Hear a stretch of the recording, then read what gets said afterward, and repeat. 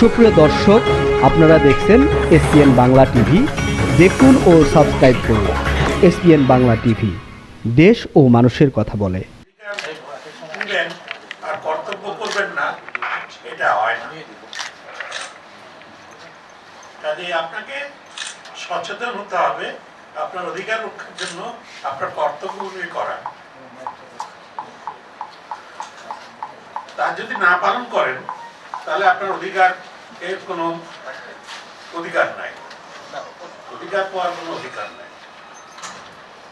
আমাদের পূর্বপুরুষ, ইভেন আমাদের পয়গম্বর হযরত মুহাম্মদ মুস্তাফা সাল্লাল্লাহু আলাইহি ওয়াসাল্লাম, তিনি মানবাধিকার রক্ষায় সংগ্রাম করে গেছেন সারা জীবন। ঠিক একইভাবে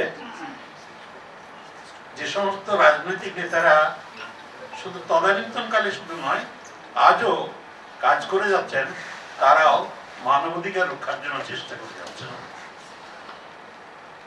প্রত্যেকে চায় মানুষের কল্যাণ।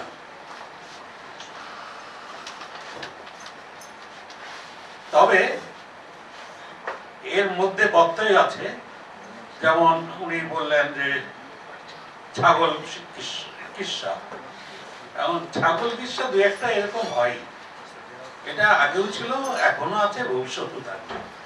এর মধ্যেই আপনার অধিকারকে রক্ষা করতে হবে। আমাদের সংবিধানে অধিকার রক্ষার জন্য সিদ্ধান্ত দেওয়া আছে এবং কর্তব্যও বলা আছে, সেগুলি আমরা জানি না, দেখি না, শুনি না।